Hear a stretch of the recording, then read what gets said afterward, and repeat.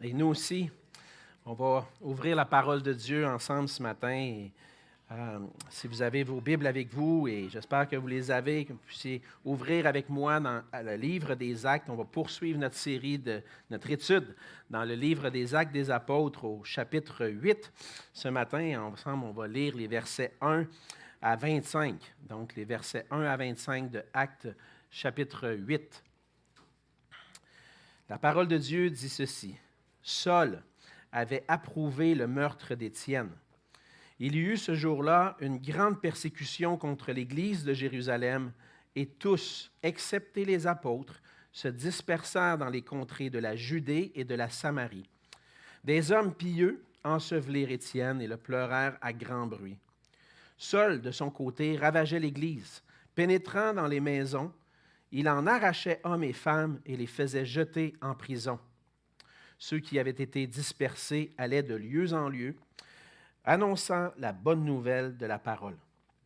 Philippe, étant descendu dans la ville de Samarie, y prêcha le Christ. Les foules tout entières étaient attentives à ce que disait Philippe lorsqu'elles apprirent et virent les miracles qu'il faisait. Car des esprits impurs sortirent de plusieurs démoniaques en poussant de grands cris, et beaucoup de paralytiques et de boiteux furent guéris. Et il y eut une grande joie dans cette ville. Il y avait auparavant dans la ville un homme nommé Simon, qui, se donnant pour un personnage important, exerçait la magie et provoquait l'étonnement du peuple de la Samarie. Tous, depuis le plus petit jusqu'au plus grand, l'écoutaient attentivement et disaient « Celui-ci est la puissance de Dieu, celle qui s'appelle la Grande. » Ils l'écoutaient attentivement parce qu'il les avait longtemps étonnés par ses actes de magie. Mais quand ils eurent cru à Philippe qui leur annonçait la bonne nouvelle du royaume de Dieu et du nom de Jésus-Christ, hommes et femmes se firent baptiser. Simon lui-même crut, et après avoir été baptisé, il ne quittait plus Philippe, et il voyait avec étonnement les miracles et les grands prodiges qui s'opéraient. Les apôtres qui étaient à Jérusalem, ayant appris que la Samarie avait reçu la parole de Dieu, y envoyèrent Pierre et Jean.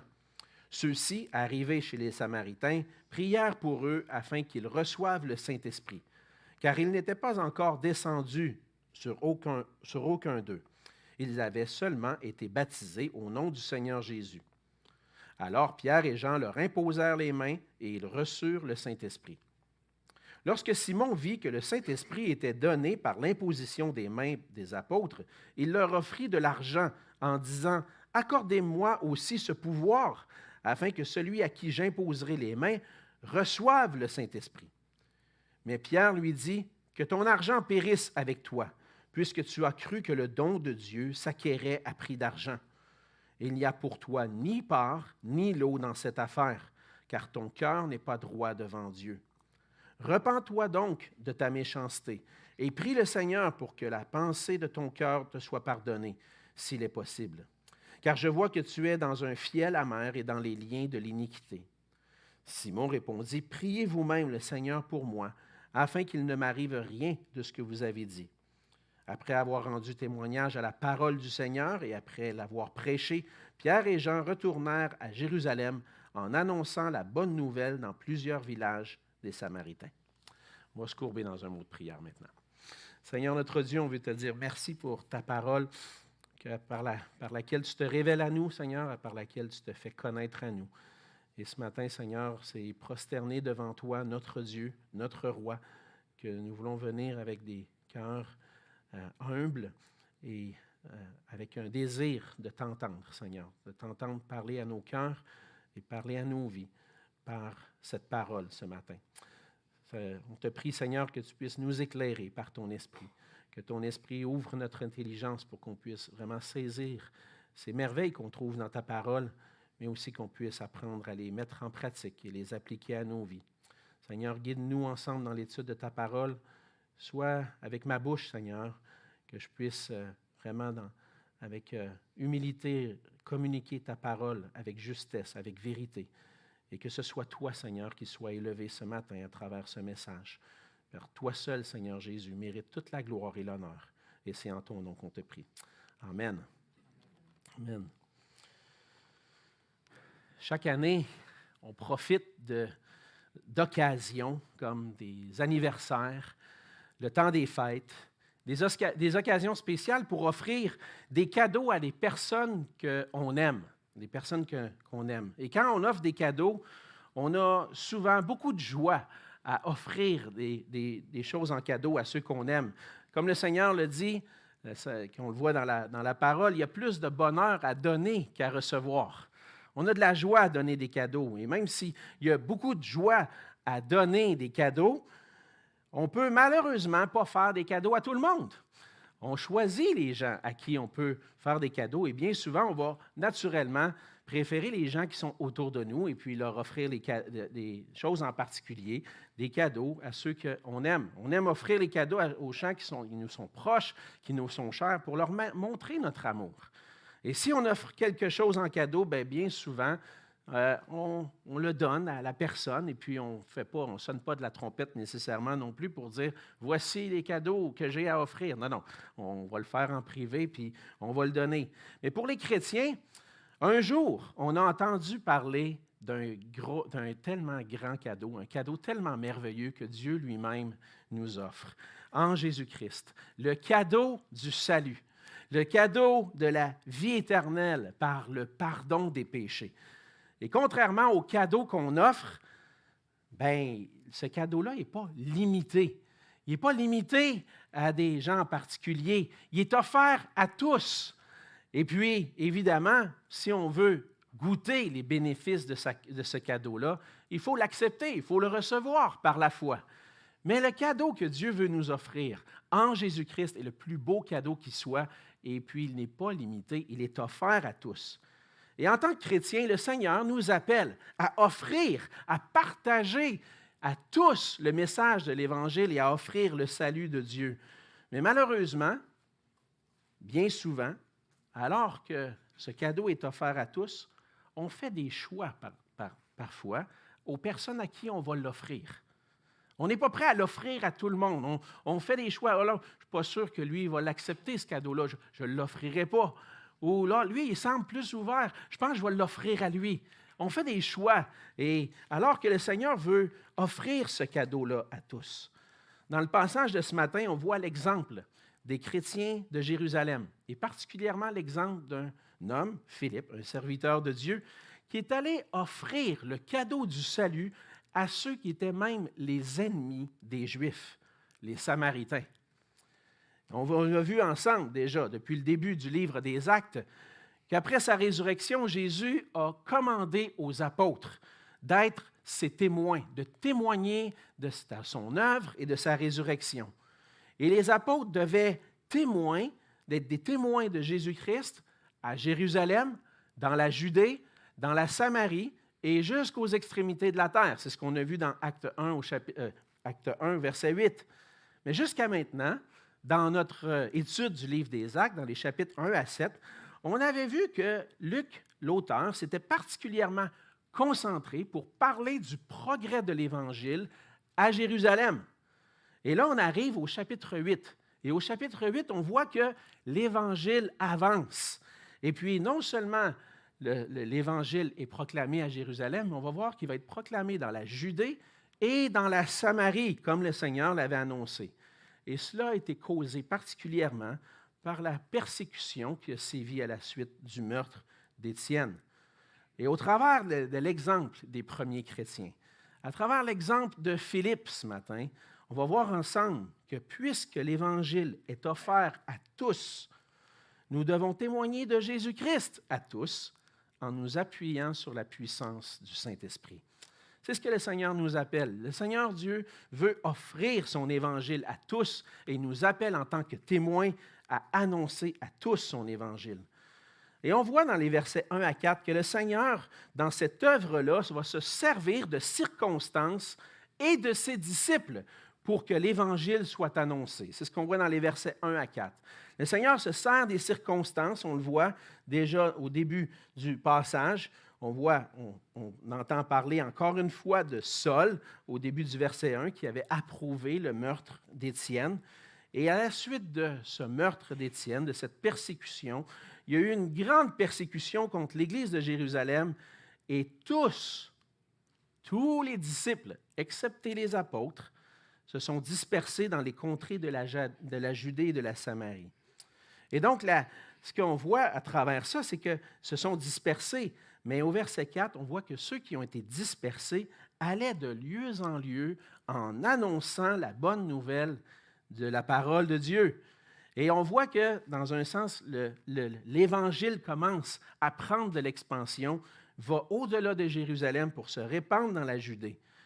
Mais à travers ces circonstances-là, on voit que c'était des circonstances qui n'étaient pas faciles, des circonstances difficiles.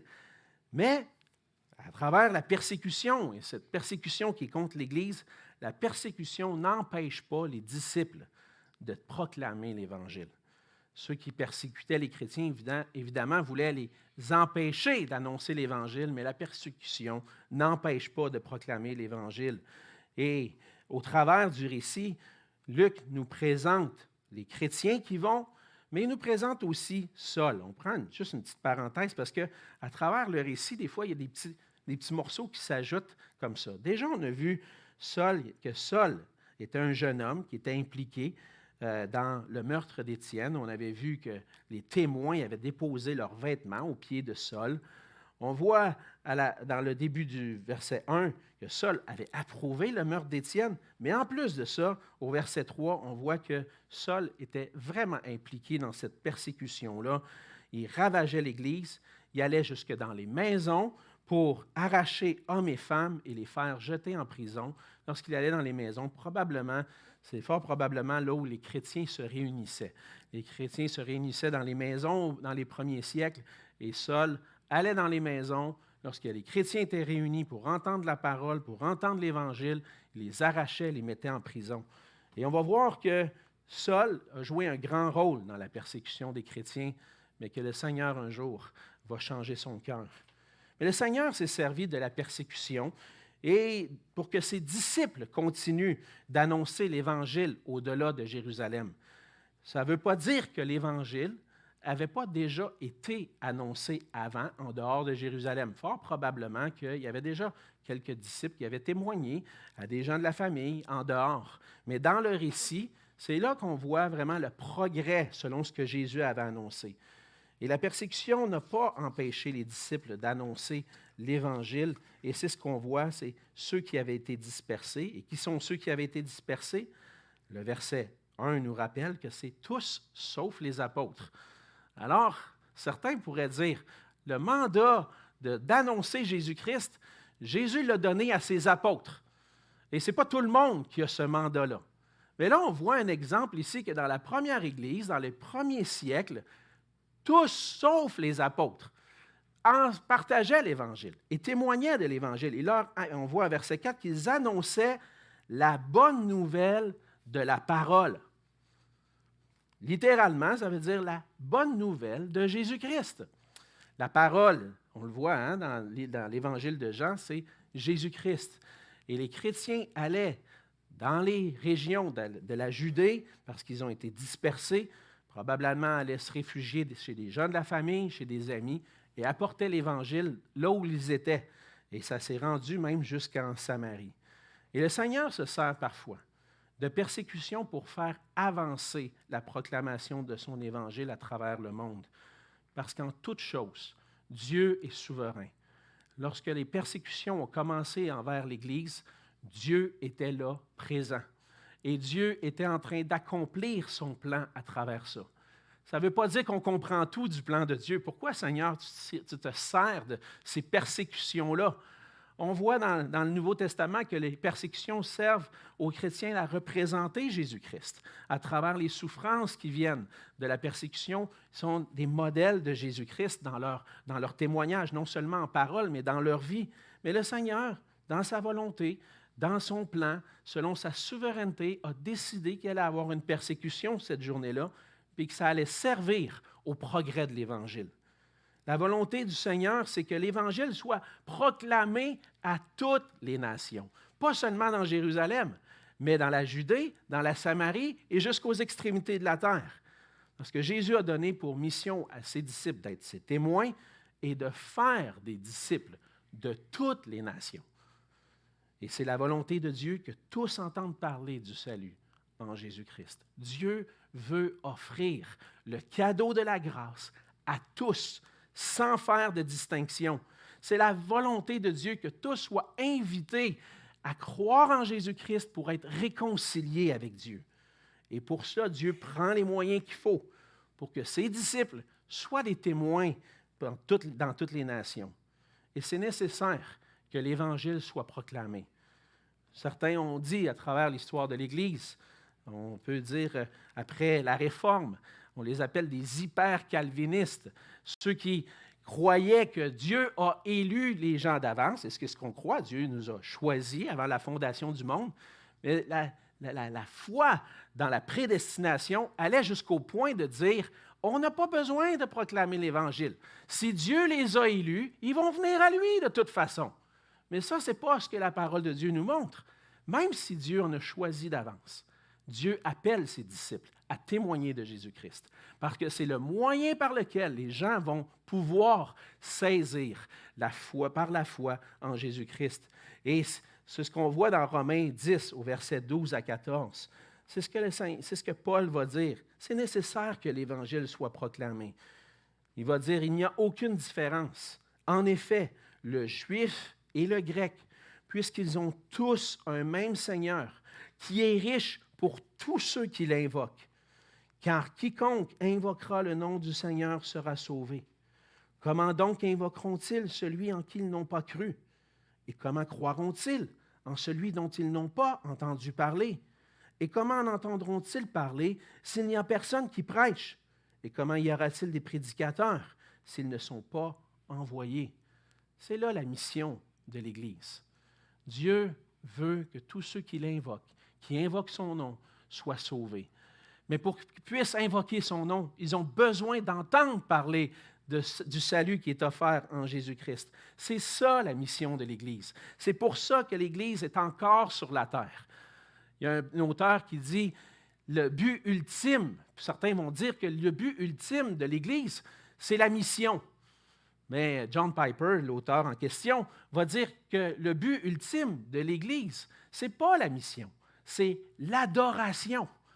Parce qu'un jour, la mission va terminer. Le Seigneur Jésus va venir nous prendre avec lui pour qu'on puisse être dans sa présence et l'adorer pour l'éternité. Ça, c'est le but ultime de la vie de l'Église. Glorifier Dieu parce que c'est ça qu'on va faire pour l'éternité. Mais c'est un des buts de l'Église aussi, d'accomplir la mission pour que d'autres adorateurs viennent à lui et puissent adorer Dieu pour l'éternité. Et le but de l'Église, une des missions de l'Église, la mission de l'Église, c'est justement de proclamer l'Évangile de Jésus-Christ. C'est ça notre mission, faire connaître Jésus-Christ dans notre génération et dans toutes les nations. Et c'est pour ça qu'en tant que disciples de Jésus-Christ, le Seigneur nous appelle à proclamer l'Évangile là où nous sommes et appelle son Église à envoyer des ouvriers dans sa moisson. On peut voir plusieurs obstacles à proclamer l'Évangile, surtout de nos jours. On ne peut pas dire que notre société est particulièrement ouverte à l'Évangile. Les gens autour de nous ne montrent pas un grand cœur lorsqu'on se met à parler de Jésus. Et puis, parfois, ça peut nous mettre des obstacles. On peut voir des obstacles. On a la crainte du rejet. On peut craindre d'être rejeté.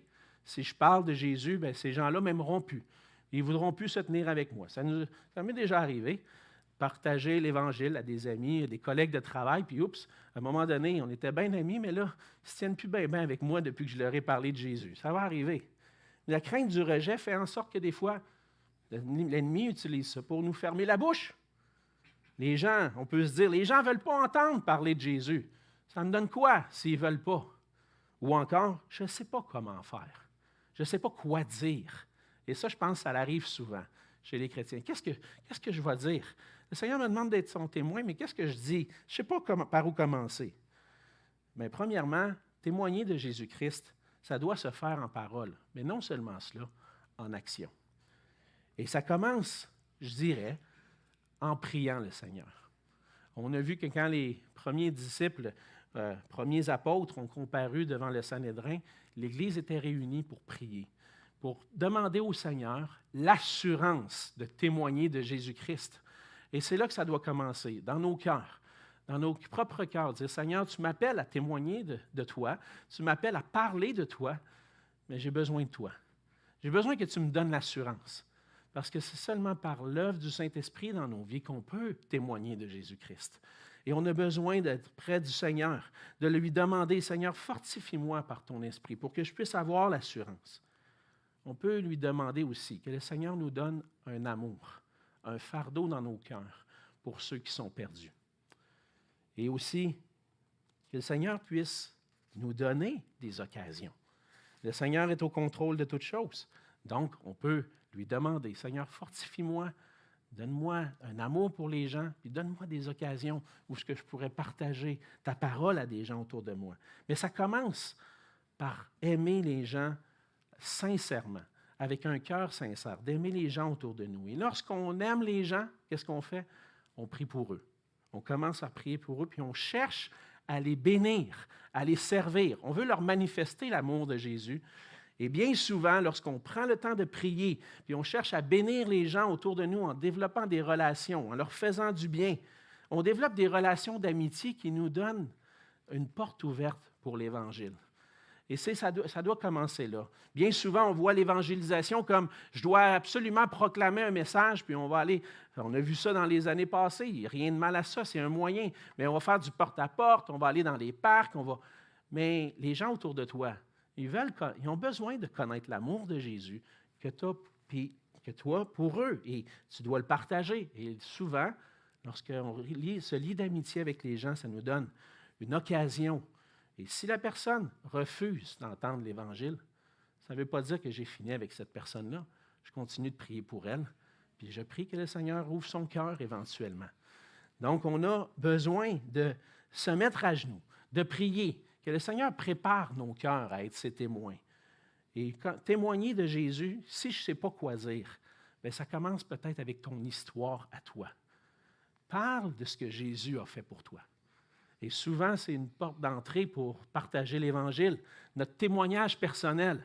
Avant, j'étais comme ça, puis à un moment donné, j'ai entendu parler de Jésus, et j'ai réalisé que j'étais un pécheur, que j'ai besoin du pardon qui se trouve en Jésus. Maintenant, j'ai la vie éternelle. Le Seigneur a transformé ma vie. Et puis, vous avez tous des témoignages. On en entend chaque semaine avec le ministère Croix-Dessus. Il y a des témoignages chaque semaine, des témoignages de vie, des témoignages où le Seigneur a transformé la vie des gens. Les gens se sont tournés vers le Seigneur. Et puis, en commençant avec notre propre témoignage, c'est une porte qu'on peut utiliser pour partager l'Évangile. Ma vie, ce qui était avant de connaître Christ, ce qui est arrivé quand j'ai connu Jésus, et ce que Jésus change pour moi dans ma vie maintenant.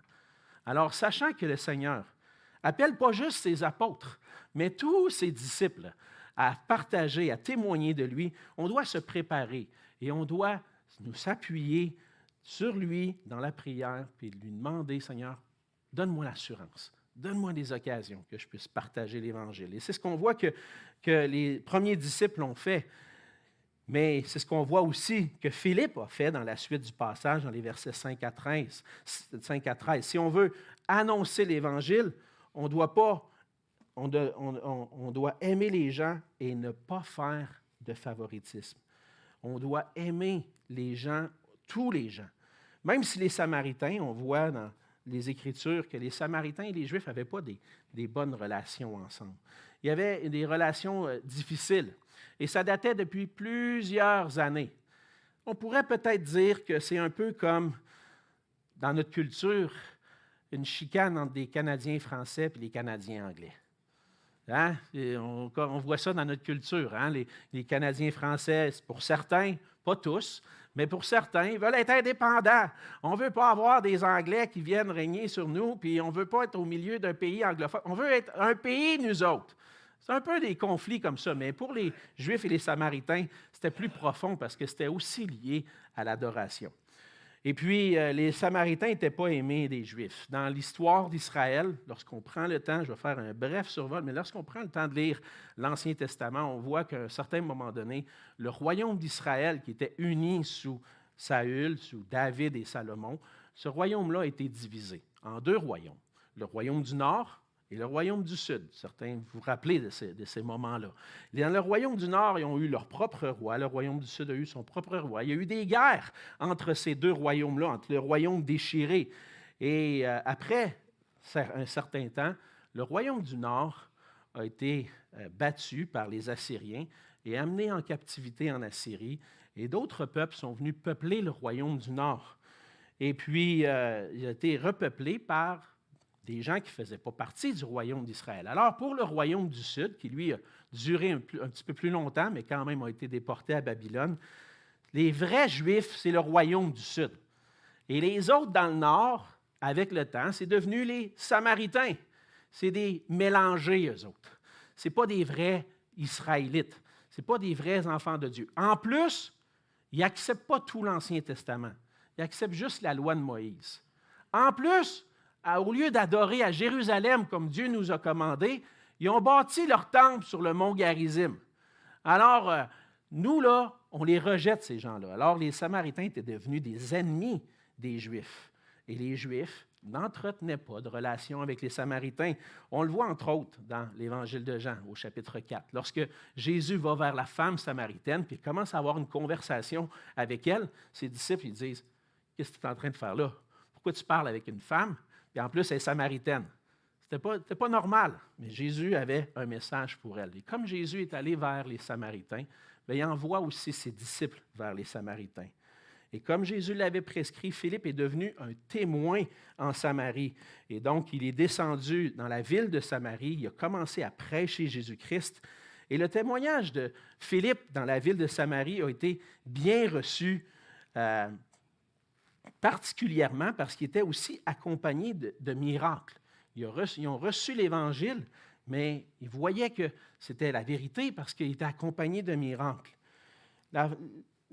Et on voit aussi qu'il y avait eu une grande joie dans la ville. Là, au verset 12, on voit qu'ils ont cru à Philippe, ils étaient heureux, ils se sont fait baptiser et ont reçu l'Évangile avec joie parce que ces gens-là étaient sous l'influence d'un homme nommé Simon, qui était un magicien.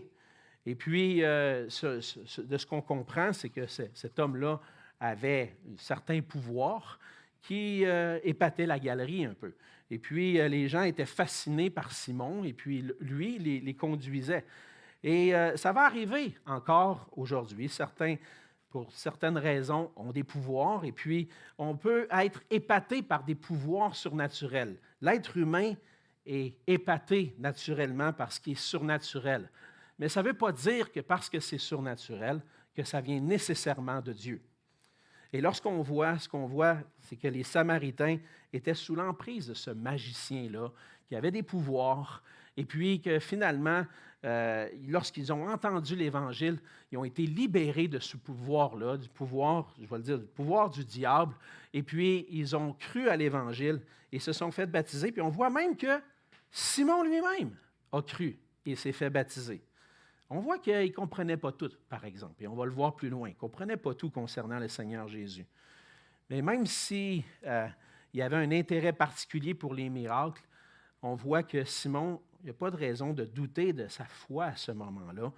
Et en même temps, bien, on voit que le Seigneur a agi dans cette situation-là et pour les Samaritains pour manifester sa gloire. Même si les Samaritains n'étaient pas aimés des Juifs, Philippe, lui, qui était un Juif d'origine grecque, est allé leur annoncer la bonne nouvelle de Jésus. Il n'a pas fait de distinction. Il s'est servi du témoignage de Jésus-Christ pour aller leur proclamer, et par cela, le Seigneur a attiré plusieurs personnes à lui. Et on voit que c'est ce qui arrive avec l'Évangile. L'Évangile n'est pas réservé à un peuple ou pour des personnes en particulier, mais le Seigneur ne fait pas de favoritisme et il offre l'Évangile à tous sans distinction. Même dans l'Ancienne Alliance. Si on voit que dans l'Ancienne Alliance, dans l'Ancien Testament, on voit que le peuple d'Israël était le peuple élu de Dieu. Dieu avait pour plan de faire connaître son salut, non seulement dans Israël, mais dans toutes les nations. C'était la promesse que Dieu avait faite à Abraham. Toutes les nations de la terre seront bénies en toi. Et ça s'est accompli en Jésus-Christ, mais même avant que Jésus-Christ vienne, ceux qui étaient des étrangers, et qui croyaient en l'Éternel pouvaient se joindre au peuple d'Israël en se soumettant au Dieu d'Israël. Et on voit que plusieurs étrangers dans l'Ancien Testament, enfin quelques-uns, mais des étrangers, ont été greffés au peuple de Dieu. On pense à Ruth en particulier, à Rahab qui a cru, à Naaman, le Syrien, qui a cru à l'Évangile, et puis qui ont cru à la parole du Seigneur, et puis qui ont fait du Seigneur leur Dieu. C'était devenu leur Dieu, était joint au peuple d'Israël. Et le Seigneur ne fait pas de favoritisme, et c'est là depuis le début. Dieu voulait se servir d'Israël pour faire connaître son nom dans les nations. Mais ce qu'Israël a fait, c'est plus centré sur lui-même, commencer à adorer des idoles plutôt qu'adorer Dieu, et là, a manqué dans son témoignage. Mais dans les psaumes, on voit que le salut de Dieu devait être annoncé dans les nations, en particulier dans le psaume 67. On lit ceci, que Dieu ait pitié de nous et qu'il nous bénisse, qu'il fasse luire sur nous sa face, afin que l'on connaisse sur la terre ta voie et parmi toutes les nations ton salut. Les peuples te louent, ô Dieu, tous les peuples te louent. Les nations se réjouissent et sont dans l'allégresse, car tu juges les peuples avec droiture et tu conduis les nations de la terre. Déjà dans l'Ancienne Alliance, Dieu avait pour plan que toutes les nations pouvaient le connaître. Et lorsqu'on voit la prière, au début de la prière, « Aie pitié de nous, fais luire sur nous ta face », c'était que la bénédiction qui venait sur Israël puisse être un moyen de représenter, de glorifier Dieu, de montrer la gloire de Dieu dans les nations. Et c'est ce que le Seigneur veut, que tous les peuples le louent, que tous les peuples viennent à lui, fléchissent le genou devant lui. Et Dieu avait annoncé que les nations de la terre connaîtraient son salut, et c'était la mission de Jésus-Christ, et c'est la mission de ceux qui suivent Jésus-Christ. Dans Ésaïe 49 au verset 6, il dit, « C'est peu que tu sois mon serviteur pour relever les tribus de Jacob et pour ramener les restes d'Israël. Je t'établis pour être la lumière des nations, pour porter mon salut jusqu'aux extrémités de la terre. » C'était le mandat de Jésus d'être le serviteur de l'Éternel, qui va devenir le serviteur souffrant, qui va s'offrir en rançon pour les péchés à la croix.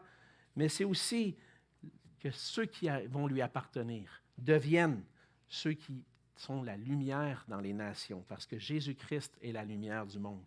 Et c'est ce que le Seigneur nous apporte, pour apporter le salut dans toutes les nations.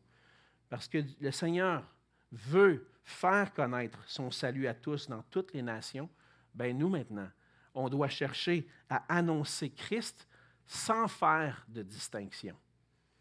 Et on peut en aucun cas faire de distinction. On pourrait faire des distinctions parfois sur la base de l'âge, le sexe, la couleur de la peau, la nationalité, la culture, la langue, l'identité de genre. Sans distinction, le salut est offert à tous. Peut-être que quelqu'un autour de toi ne s'identifie pas comme son sexe qu'il a reçu à la naissance, puis là, tu aurais tendance comme chrétien à juger cette personne-là. Le Seigneur veut annoncer l'Évangile à tous, sans distinction, peu importe qui est devant nous. C'est l'offre de l'Évangile. L'Évangile est offert à tous et doit être annoncé à tous.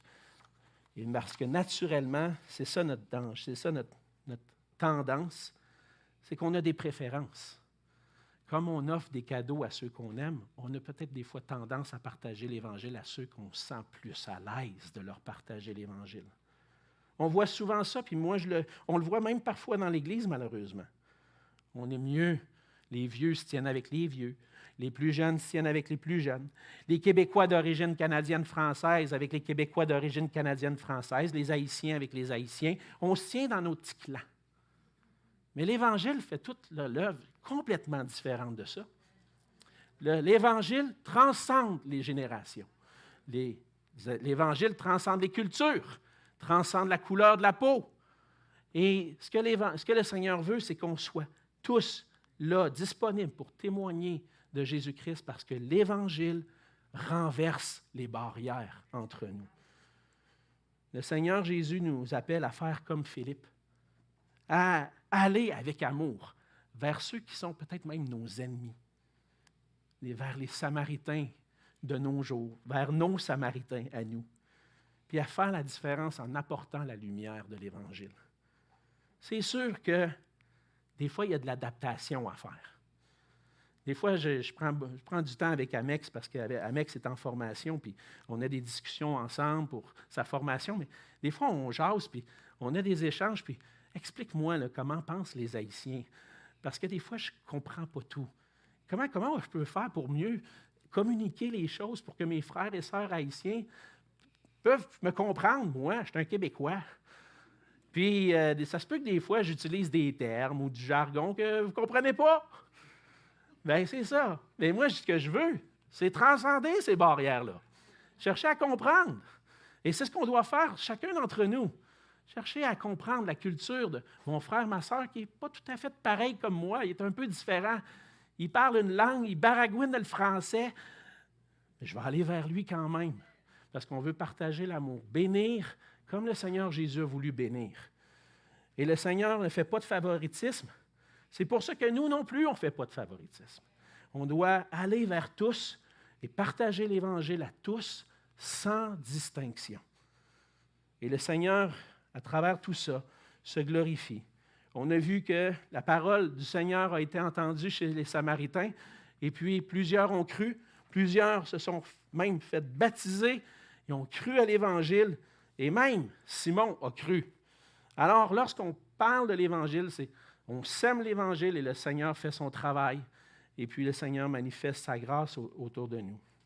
Finalement, dans la dernière partie du passage, dans les versets 14 à 25, on voit que le Seigneur se glorifie en faisant don de son esprit à tous ceux qui lui appartiennent. Et ça, c'est un encouragement pour nous. Savoir que lorsqu'on est des témoins, on n'est pas seul. On y va avec la puissance du Saint-Esprit. Mais on voit un épisode particulier dans ce chapitre-là, et puis j'aimerais prendre le temps de réfléchir un peu avec vous sur ce qu'on voit. On voit que les Samaritains qui ont reçu l'Évangile ont cru au Seigneur Jésus, ils ont cru à l'Évangile, ils ont été baptisés, mais ils n'ont pas reçu le Saint-Esprit. Et là, on peut se poser la question, pourquoi? Pourquoi est-ce qu'ils n'ont pas reçu le Saint-Esprit, eux, alors qu'en temps normal, ceux qui se convertissaient au Seigneur recevaient le Saint-Esprit, sans nécessairement avoir un apôtre qui vient pour imposer les mains. Pourquoi à ce point-ci, c'est ça qui se passe? Et c'est intéressant parce que Luc le remarque. Luc va dire que les apôtres qui étaient à Jérusalem ont appris ce qui se passait en Samarie, il envoie Pierre et Jean, et puis il dit que Pierre et Jean ont prié pour eux afin qu'ils reçoivent le Saint-Esprit, car il n'était pas encore descendu sur eux. Et le fait que Luc le mentionne, c'est comme si il y a quelque chose qui n'est pas normal ici. Ce n'est pas la même chose qu'on était habitué jusqu'à présent. Et donc, lorsqu'on regarde dans ce fait-là que Pierre et Jean vont vers les Samaritains, et dans un sens, c'est pour marquer une chose, un élément, c'est pour marquer le lien qui unit l'Église de Jérusalem et l'Église qui est en train de se former en Samarie. Ce n'est pas deux églises différentes. Oui, deux églises locales différentes, mais c'est la même Église, l'Église de Jésus-Christ. Et le fait que les apôtres vont en Samarie, c'est pour montrer, pour attester que réellement les Samaritains ont vraiment compris l'Évangile de Jésus-Christ, se sont vraiment engagés à le suivre, et puis à travers ça, vont prier pour eux pour qu'ils reçoivent le Saint-Esprit. Et on voit que, alors que l'Évangile progressait dans le livre des Actes, d'une région à l'autre, de Jérusalem vers la Samarie, puis ensuite vers les païens, on voit que les apôtres sont là pour attester, confirmer que les choses sont en train de vraiment avancer, puis c'est vraiment une seule Église qui est en train d'être formée. On voit un lien ici, je crois, avec ce que le Seigneur Jésus avait dit à Pierre concernant les clés du royaume de Dieu. Vous vous rappelez peut-être dans Matthieu 16, au verset 19, lorsque le Seigneur Jésus annonce qu'il va bâtir son Église, il dit à Pierre, « Je te donne les clés du royaume de Dieu. Ce que tu vas lier sur la terre sera lié dans les cieux. Ce que tu vas délier sur la terre sera délié dans les cieux. » Et c'est comme le rôle que les apôtres avaient d'aller pour attester et attester que le royaume de Dieu était réellement en train de progresser.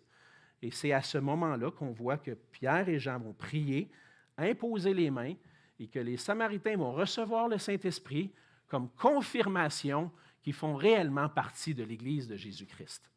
Mais ça, c'est un événement dans l'inauguration de l'Église, dans l'expansion du royaume de Dieu.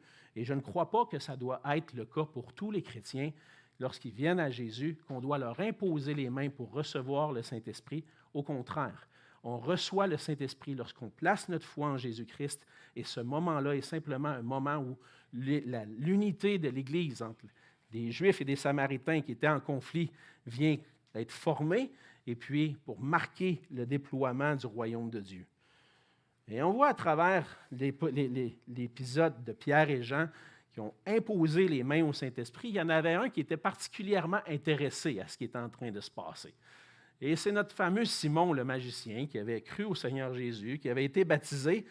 Bien lui, il voulait avoir ce don et ce pouvoir-là, comme les apôtres, de pouvoir transmettre le don du Saint-Esprit. Il y avait une fascination pour le surnaturel, notre cher Simon. Et Simon ne comprenait pas le don du Saint-Esprit. Puis il est encore, je pense, attaché à ses anciennes visions, à certaines gloires peut-être qu'il pouvait retirer du fait qu'il faisait des choses spectaculaires avant. Et puis Pierre et Jean, on le voit dans le passage, lorsque Simon vient, il sort son portefeuille, les billes de sang, puis « Tiens, Pierre, donne-moi-les moi aussi, ce don-là. » Et ça ne s'est pas bien passé, hein? Il dit, je veux moi aussi avoir le pouvoir d'imposer les mains puis que le monde reçoive le Saint-Esprit. Puis là, intéressant, Pierre, il dit que ton argent périsse avec toi. Tu n'as pas compris, mon homme. Tu n'as pas compris comment ça se passe. Le don de Dieu, le don du Saint-Esprit, tu n'as pas à payer pour avoir ça. C'est le Seigneur Jésus qui donne le Saint-Esprit. Et puis lorsque Pierre vient et impose les mains aux Samaritains, comme je vous l'ai expliqué, il n'est pas un pouvoir particulier. C'est Jésus qui est en train d'attester. Ces Samaritains-là font partie de mon corps maintenant. Puis c'est Jésus qui donne le Saint-Esprit. Alors, Pierre dit à Simon, tu n'as pas de part là-dedans, ton cœur n'est pas droit devant Dieu, tu as besoin de te repentir.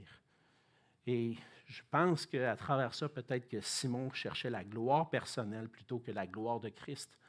Et c'est ce que le Saint-Esprit fait. Le Saint-Esprit n'est pas là pour qu'on puisse se glorifier de ce qu'on peut faire par les dons du Saint-Esprit. Le Saint-Esprit vient pour qu'on puisse glorifier Christ à travers notre vie. C'est Jésus-Christ qui a besoin d'être glorifié. Le fait que Pierre et Jean ne veulent pas imposer les mains à Simon montre qu'il n'avait probablement pas compris réellement le salut. Il avait besoin de repentance, puis il ne comprenait pas bien les choses. Et on voit dans la suite, on ne le voit pas dans le récit du livre des Actes, mais dans les récits très tôt dans l'histoire de l'Église, un des pères de l'Église, Justin Martyr, qui vivait en Samarie, parle de ce Simon-là qui a finalement continué d'influencer des gens avec sa magie, qui a finalement influencé les gens dans le gnosticisme, qui n'était pas l'Évangile.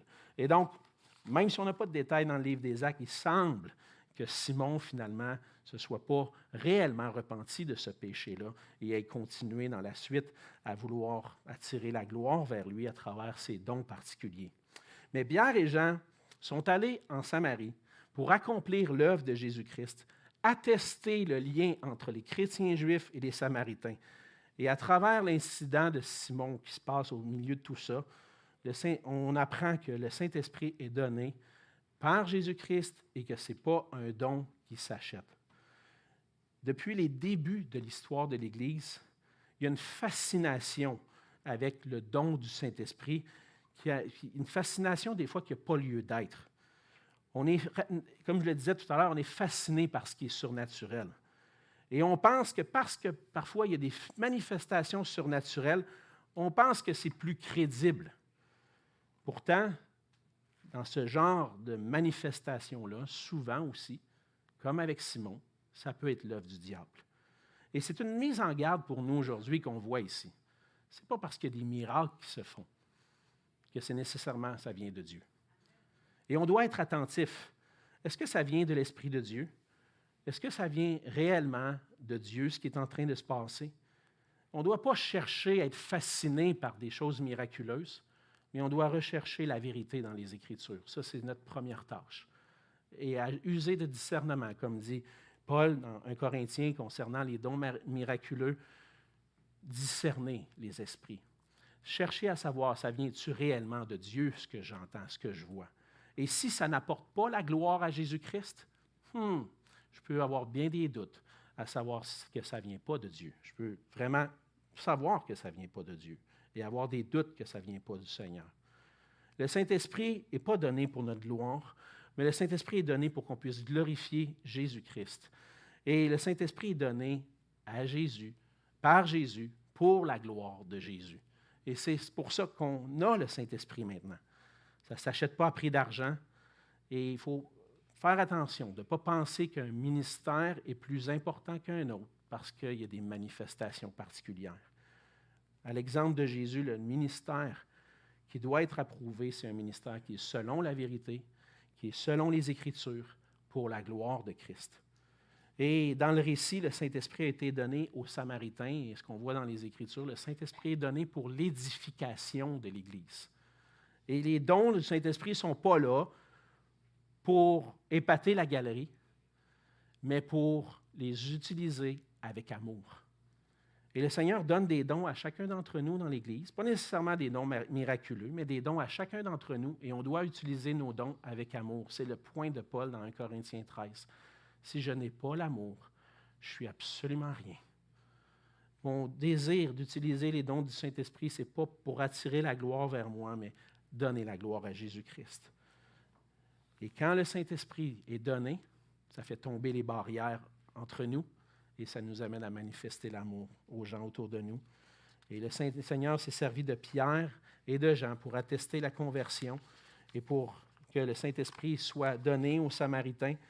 Mais à la fin, le Saint-Esprit n'est pas là pour des miracles comme Simon pense, pas seulement pour les miracles, mais pour l'édification du corps de Christ. Donc, ce qu'on a vu ce matin ensemble, c'est que l'Évangile est offert à tous. Et à cause de ça, on doit témoigner de Jésus-Christ à tous en s'appuyant sur le Saint-Esprit qui nous est donné. Le Seigneur va se servir de toutes sortes de circonstances parfois pour faire connaître au monde. Et nous, on doit rester attachés à la mission, participer ensemble à faire connaître Christ. Dans ce passage, on a vu que ce n'est pas seulement les apôtres, mais aussi tous les disciples qui sont appelés à témoigner de Jésus-Christ. Et ce qu'on doit faire, c'est témoigner ce que Jésus a fait pour nous. Notre travail n'est pas de convertir des gens, mais de témoigner de Christ. Alors, si le Seigneur nous appelle, chacun de nous, à témoigner de lui, ça va être quoi ta part dans l'œuvre de Jésus-Christ? Ce matin, on est ensemble, puis on est une église ensemble. Et chacun d'entre nous, ensemble, on doit dire, Seigneur, utilise-moi pour que je puisse témoigner de toi. Et peut-être que ton prochain pas pour devenir un témoin de Jésus-Christ, c'est commencer à prier. Seigneur, fais de moi un témoin qui parle avec assurance. Peut-être que tu es rendu à une étape où tu as besoin de grandir dans ta compréhension de l'Évangile, ou dire, j'aimerais mieux comprendre l'Évangile pour savoir mieux communiquer. Ça se peut que ce soit ça, pour apprendre à partager l'Évangile. Parce que même, peu importe où on est dans notre vie, tout au long de notre vie, on va grandir dans notre compréhension de l'Évangile. Et puis, plus j'avance, même encore, je découvre la grâce de Dieu constamment, des nouvelles facettes de la grâce de Dieu que je peux partager maintenant. Et on a besoin de grandir. Alors que le Seigneur, c'est ma prière, que le Seigneur nous conduise comme Église à le servir en partageant l'Évangile à tous, sans favoritisme et sans distinction. Prions. Seigneur notre Dieu, on veut te dire merci pour ta parole. Seigneur, on voit dans cette parole que tu n'as pas voulu limiter l'Évangile à ton peuple, au peuple d'Israël, mais que tu as voulu le répandre au-delà des frontières, en Samarie, et on va le voir dans la suite jusqu'aux extrémités de la terre. Et Seigneur, tu nous appelles tous, non seulement les apôtres, mais tous tes disciples à être tes témoins. Seigneur, on te prie qu'on puisse être une Église efficace, fidèle à ta parole, obéissante à ta voix, pour qu'on puisse chercher à saisir des occasions pour parler de toi. Et à travers cela, Seigneur, on veut te prier déjà de préparer les cœurs des gens que tu placeras sur notre route, afin qu'ils puissent recevoir cette parole et qu'on puisse voir des gens venir à toi. Seigneur, utilise-nous par ton esprit et pour ta gloire, au nom de Jésus. Amen.